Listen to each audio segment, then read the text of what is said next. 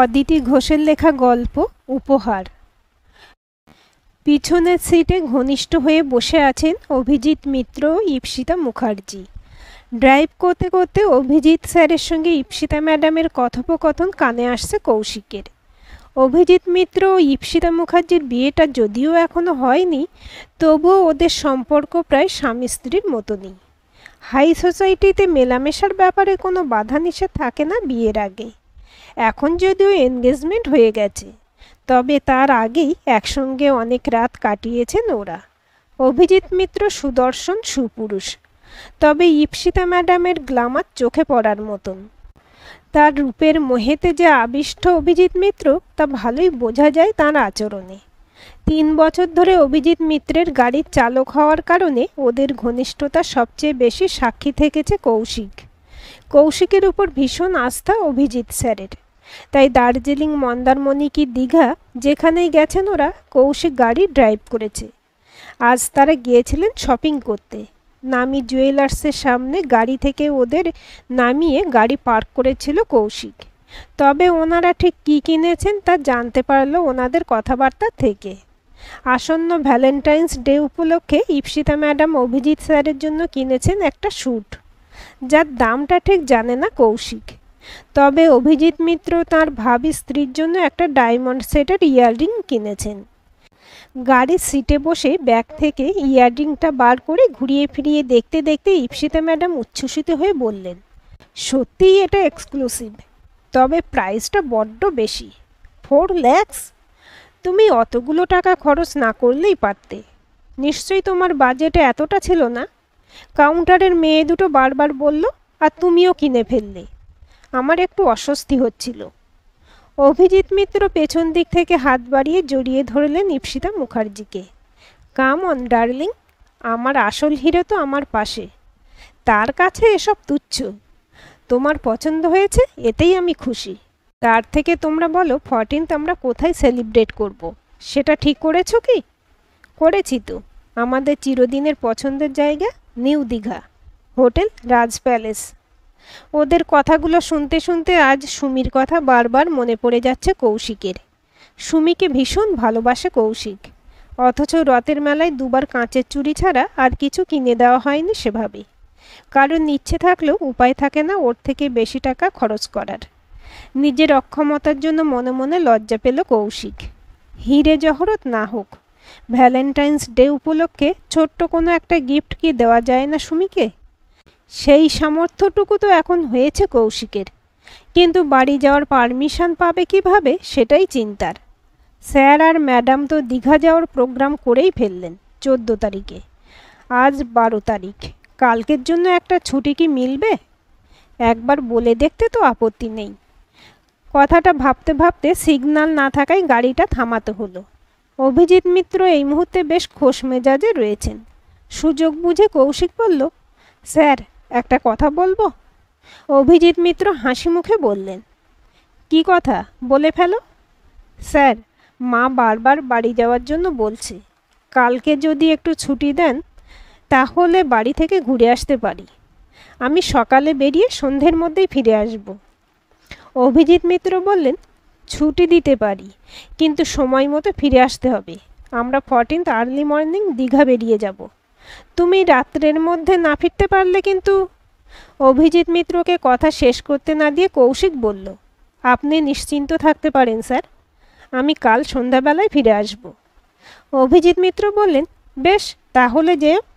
Thank you sir. Signal green হতেই গাড়িতে start দিল কৌশিক। 3.5 বছর ধরে সুমিতার সঙ্গে সম্পর্ক কৌশিকের। ছোট থেকে সুমিকে দেখছে কৌশিক। ওর বন্ধু সুমন্তের বোন সুমিতা, একটু লাজুক প্রকৃতির মেয়ে।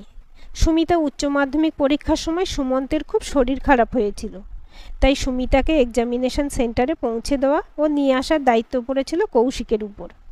তখন থেকে কিছুটা সহজ হয়েছিল সুমিতা। আস্তে আস্তে একটা বন্ধুত্বপূর্ণ সম্পর্ক গড়ে উঠেছিল। তারপর নিজেদের অজান্তেই কখন যে দুজনে দুজনের মনের কাছাকাছি চলে এসেছে তা জানতেই পারেনি। অবশ্য ভালোবাসাটা মনে মনে উপলব্ধি করল, মুখ ফুটে নিজেদের ভালোবাসার কথা আজও বলে উঠতে পারেনি কেউ কাউকে। সুমিতা এবার গ্র্যাজুয়েশন করেছে, ওদের বাড়ির অবস্থাও কৌশিকদের মতো। সুমন্তের বাবা স্বপন হালদারের একটা চায়ের দোকান আছে, তার থেকে কোনো রকমে সংসার চলে। সুমন্ত টিউশনি করে নিজের পড়াশোনার খরচ চালিয়েছিল, বোনকেও পড়িয়েছে টিউশনি করে। বোনের বিয়ে দিতে হবে, তারপর ভবিষ্যতের ভাবনা আছে। তাই সারাদিন পরিশ্রম করে সুমন্ত। সকাল ও সন্ধ্যেয় টিউশনি করার সঙ্গে সঙ্গে ওষুধের দোকানে ওষুধ সাপ্লাইয়ের কাজটাও শুরু করেছে। ওরই মতো অবস্থা হতো কৌশিকের, যদি না মামার কাছে সময় মতো ড্রাইভিংটা শিখে নিতে পারত। প্রথম চাকরিটা মামার দৌলতে হয়েছিল, তবে মিত্রবাড়ির ড্রাইভিংয়ের কাজটা পেয়েছিল কর্মখালি কলমের বিজ্ঞাপন দেখে। প্রায় 2.5 বছরের কাছাকাছি কলকাতাতেই রয়ে গেছে কৌশিক। প্রতি মাসে বাড়ি যাওয়ার সুযোগও পায় না। একই পাড়ায় বাড়ি কৌশিক ও সুমন্তের। দুজনের বাড়ির মাঝে 4-5টা বাড়ির দূরত্ব। একই স্কুল থেকে পড়েছে দুজনে, একই কলেজ থেকে একই সঙ্গে গ্র্যাজুয়েশনও করেছে দুজনে। ওরা শুধু অভিন্ন হৃদয় বন্ধুই নয়, ওদের দুজনের বাড়ির লোকেদের মধ্যেও ঘনিষ্ঠ সম্পর্ক। কৌশিকের বাবা পরিতোষ দত্ত একটা মুদিখানার দোকানে সামান্য বেতনে কর্মচারীর কাজ করেন। উল্লেখযোগ্য উপার্জন করতে পারেননি কোনো দিনই, তাই কৌশিকও ক্লাস 9 থেকে টিউশনি করে নিজের পড়ার খরচ চালিয়েছিল। এখন অবশ্য মাস গেলে 16,000 টাকা মাইনে পায় ও। তাছাড়া খাওয়া থাকার খরচ লাগে না। মিত্র স্যার বলেছেন মার্চের পর মাইনে বাড়াবেন। কৌশিকের বিশ্বাস 2,000-এর কম বাড়াবেন না, হয়তো বেশিও হতে পারে, তবে আগে থেকে বেশি আশা করা ভালো নয়। কৌশিক ওর রোজগারের টাকা জমাচ্ছে বাবার অ্যাকাউন্টে। ঘর দুটোকে রিপেয়ারিং করিয়ে পাশে আর একটা ঘর করার প্ল্যান ওদের। পুরো বাড়িটাই রঙও করিয়ে নেবে একসঙ্গে। কৌস্তব বড় হয়েছে, তারপর কৌশিকের বিয়ে দিতে হবে, তখন ঘরের সমস্যা হবে। তাই ঘর করার পরিকল্পনাটা নিয়েছিল মা, চন্দনা দত্ত। বাবা পরশু ফোন করে জানিয়েছে ভিত গাঁথার কাজ শুরু হয়েছে। শুনে খুব খুশি হয়েছে কৌশিক। বাস থেকে নেমে সুমির কথা ভাবতে ভাবতেই বাড়ির দিকে হাঁটছিল কৌশিক। অভিজিৎ স্যারের মতো ডায়মন্ডের রিং নাই বা হলো, নকল পাথর বসানো দুটো দুল তো কিনতে পেরেছে কৌশিক সুমির জন্য। 500 টাকার এই গিফট পেলেই যে অনেক খুশি হবে সুমিতা, সেটা জানে কৌশিক। ভ্যালেন্টাইন্স ডের গিফট হিসেবে এই প্রথম কিছু দিতে চলেছে ও সুমিকে। বাড়িতে মায়ের সঙ্গে দেখা করে সুমিদের বাড়িতে যাওয়ার ইচ্ছে ওর। দ্রুত পা চালিয়ে বাড়িতে ঢুকতেই কৌস্তব বলল, মা সুমন্তদাদের বাড়িতে আছে। সুমিদিকে দেখতে এসেছে বলে সুমন্তদা ডেকে নিয়ে গেছে মাকে, এখনও বাড়ি ফেরেনি। সুমিতাকে দেখতে এসেছে? কথাটা শুনেই কেঁপে উঠল কৌশিকের বুকের ভেতরটা। ব্যাগের মধ্যে ভরে রাখা দুল দুটো হঠাৎ যেন মূল্যহীন হয়ে গেল। মনে হয়েছিল দুল দুটো নিজের হাতে পরিয়ে দিয়ে সুমিতার হাসি মুখটা দেখবে, সেটা আর হলো না। ভাগ্য কি এইভাবেই পরিহাস করল ওর সঙ্গে? কৌশিকের থেকে পুরো 10 বছরের ছোট কৌস্তব। এবার মাধ্যমিক দেবে ও। বেশ সমীহ করে দাদাকে। ও বলল, মাকে ডেকে নিয়ে আসবো দাদা ভাই? কৌশিক বলল, না থাক, আমি যাচ্ছি। একেবারে কাকিমাদের সঙ্গেও দেখা করে আসব।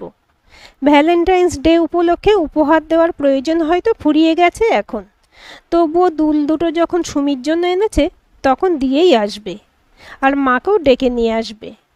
বিষণ্ণ মন নিয়ে সুমন্তদের বাড়ির দরজায় এসে দাঁড়ালো কৌশিক।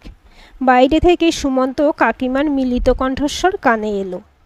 গলায় রীতিমতো উষ্মা ঝরিয়ে কাকিমা বলে চলেছেন, মন গড়া রাজ্যে বাস করছিস তুই সুমি। আজ কত বড় ক্ষতি নিজের করলি, নিজেও জানিস না। সুমন্ত বলল, যা হওয়ার তা তো হয়ে গেছে, এবার একটু থামো তুমি মা। কি হয়ে গেছে কিছু বুঝতে পারছে না সুমন্ত। তবে এভাবে দরজায় দাঁড়িয়ে থেকে লাভ নেই। পায়ে পায়ে ভেতরে ঢুকলো কৌশিক। কৌশিককে দেখতে পেয়ে তাড়াতাড়ি বেরিয়ে এলেন চন্দনা। বাবু তুই আসবি বলিসনি তো? কি করে বলবো মা, আমি ছুটি পাবো ভাবিনি। মনে হলো ভিত গাঁথা শুরু হচ্ছে, একবার দেখে আসি।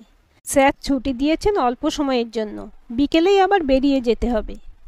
সুমিতার মা শিবানী কাঁদতে কাঁদতে বললেন, আজ আমার মেয়ে যা করলো তার বলার নয়। কৌশিক এগিয়ে এসে শিবানীর গায়ে হাত রেখে বলল, তুমি শান্ত হও কাকিমা, কি হয়েছে বলো। গত বুধবার একজন পাত্র সুমিকে দেখতে এসেছিল। ছেলে প্রাইভেট কোম্পানিতে চাকরি করে। সুমিতাকে দেখে পছন্দ হয়েছে ছেলের। আজ ছেলের মা বাবা এসেছিল। তারা খাট, আলমারি, ড্রেসিং টেবিল, ফ্রিজ চেয়েছে। মেয়ের হাতের কানের গলার গয়নার কথাও বলেছে।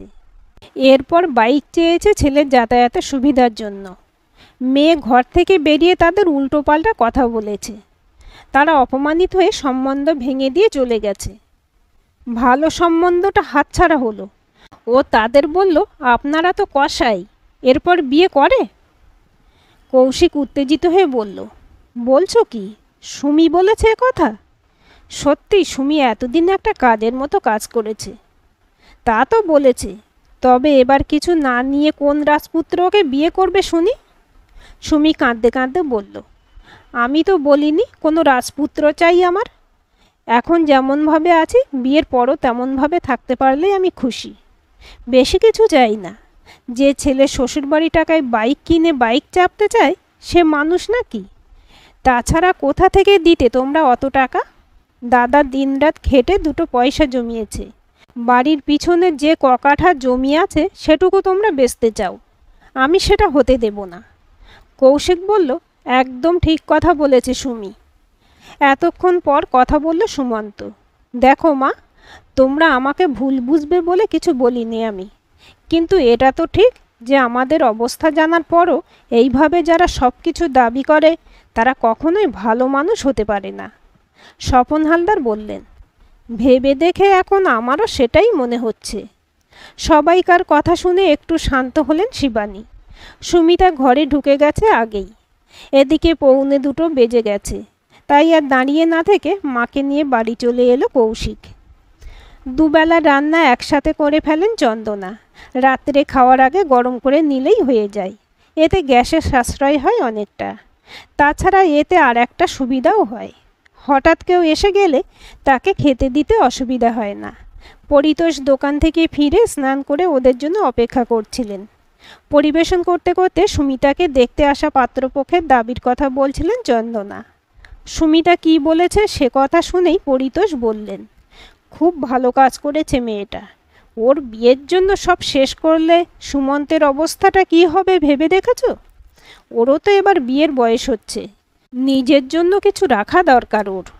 সুমন্তের মা রাজি হচ্ছিল কোন সাহসে সেটাই ভাবছি আমি। মেয়ে বলে ফেলনা নাকি? সুমিতা দেখতে মন্দ নয়, বিয়ে পাস। অত চিন্তা করছে কেন? ওর ঠিক ভালো বিয়ে হবে। চন্দনা বললেন, বাড়ি হয়ে গেলেই তোমার ছেলেরও বিয়ের যোগাযোগ শুরু করতে হবে কিন্তু। সুযোগ বুঝে কৌশিক বলল, মা, একটা কথা তোমাদের কাউকে বলবো বলবো করেও বলা হয়নি। আমি আসলে একজনকে। ওর কথা শেষ করতে না দিয়ে চন্দনা বললেন, তুই কাউকে পছন্দ করেছিস? সে কি কলকাতার মেয়ে? হ্যাঁ রে বাবু, কলকাতার মেয়ে হলে এখানে সে মানিয়ে নিতে পারবে? কৌশিক মুখ নিচু করে বলল, কলকাতার কেউ নয় মা। আমি যার কথা বলবো তোমরাও ওকে চেনো আর পছন্দ করো। চন্দনা অবাক হয়ে ছেলের দিকে তাকালেন। আমরা পছন্দ করি? কে সে? কৌস্তব পাশ থেকে বলল, মনে হয় সুমিদি। কৌশিক বলল, তুই কি করে বুঝলি? কৌস্তব বলল, অনুমান করলাম। পরিতোষ বললেন, সুমিতা? হ্যাঁ রে, তুই জানাসনি ওদের সে কথা? না, সুমিকেও বলা হয়নি। চন্দনা বললেন, দেখো ছেলের কীর্তি। ওরা তো বিয়ের যোগাযোগ করছে নানা জায়গায়। আজই তো ঠিক হয়ে যেতে পারত। না, আর দেরি করে লাভ নেই। ছোটু, তুই হাত মুখ ধুয়ে এক্ষুনি যা। সুমন্ত আর ওর মা বাবাকে ডেকে নিয়ে আয়। বলবি খাওয়া হয়ে গেলেই সবাই যেন আমাদের বাড়ি চলে আসে একবার। পরিতোষ বললেন, শোন, বলবি সুমিদির জন্য ভালো পাত্র পাওয়া গেছে।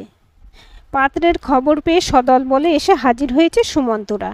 পরিতোষের মুখ থেকে কৌশিকের সঙ্গে সুমিতার বিয়ের প্রস্তাব শুনে হাতে স্বর্গ পেলেন স্বপন হালদার ও শিবানী। স্বপন বললেন, কৌশিকের মতো চরিত্রবান, সৎ ও পরিশ্রমী ছেলেকে জামাই হিসেবে পাওয়া ভাগ্যের কথা। সুমন্ত আনন্দে জড়িয়ে ধরল কৌশিককে। কৌশিক রেডি হয়েই ছিল। কাঁধে ব্যাগটা তুলে নিয়ে বলল, তোরা কথা বল, আমাকে এখনই বেরোতে হবে, নইলে চাকরি থাকবে না। বাসস্ট্যান্ডে যাওয়ার আগে সোজা সুমিতাদের বাড়ি চলে এলো কৌশিক। গেটের সিটকিনি খুলে ভেতরে ঢুকলো। সুমিতা মন খারাপ করে শুয়ে আছে নিজের ঘরে। শুধু মন খারাপ নয়, অভিমানও হচ্ছে কৌশিকের উপর। আভাসে ইঙ্গিতে কতদিন কৌশিক ওকে বোঝাতে চেয়েছে নিজের মনের কথা। ও নীরব প্রশ্রয়ে অনুভব করেছে সে, অথচ মুখ ফুটে কখনো বলেনি কিছু। আজ যে পরিস্থিতি সৃষ্টি হয়েছিল সেটা দেখেও মায়া হলো না সুমিতার জন্য। এখন আবার কাকিমা মা বাবাকে ডেকে পাঠিয়েছে নতুন পাত্রের সন্ধান পেয়ে। যা করে করুক ওরা, ইচ্ছার বিরুদ্ধে বিয়েটা করতেই হবে ওকে। আর না করে করবেই বা কি? সে তো বলেই গেল বিকেলে চলে যেতে হবে। এতক্ষণ নিশ্চয়ই বাছা চেপে পড়েছে। এখন অন্য জীবন তার। সুমিতার কে? কেন ভাববে সে সুমির কথা? ঘরের দরজার বাইরে দাঁড়িয়ে ডাকলো কৌশিক, সুমি। ধরফর করে বিছানা থেকে নেমে পড়ল সুমিতা। তুমি? হ্যাঁ, সামান্য উপহার নিয়ে দূর থেকে ছুটে এসেছিলাম, কিন্তু পরিস্থিতি এমন হলো যে দেওয়ার সময় পাইনি। এই নাও। কি আছে এতে? খুলে দেখো। খাম থেকে বার করলো সুমিতা এক জোড়া পাথর বসানো ইয়াররিং ও দুটো লাল গোলাপ। কৌশিক বলল, আগামীকাল ভ্যালেন্টাইন্স ডে, তাই তোমার জন্য আমার তরফ থেকে এই ক্ষুদ্র উপহার। তুমি খুশি তো? সুমিতা বুকের মধ্যে চেপে রইল ইয়াররিং দুটো। আবেগে চোখ বন্ধ করে বলল, ভীষণ ভীষণ খুশি। কৌশিক বলল, আমার হাতে আর একদম সময় নেই। রাত্রে সুমন্তর ফোনে তোমার সঙ্গে কথা বলবো। এখন আসি। দ্রুত পায়ে বাসস্ট্যান্ডের দিকে এগিয়ে চলেছে কৌশিক। তারই মধ্যে মনে পড়ে যাচ্ছে সুমির হাসি মুখটা, আনন্দে চকচক করে ওঠা ওর চোখ দুটো। অভিজিৎ স্যারের দেওয়া হীরের অলংকার পেয়েও হয়তো এতটা আনন্দ পায়নি ঈপ্সিতা ম্যাডাম। আর এর পরের খবরটা শুনে কি করবে সুমিতা জানতে ভীষণ ইচ্ছে করছে। তবে ওটুকু না হয় তোলা থাক রাত্রের জন্য। আজকের গল্পটি কেমন লাগলো কমেন্ট করে জানাবেন। ভালো লাগলে লাইক, হাইপ, শেয়ার করবেন।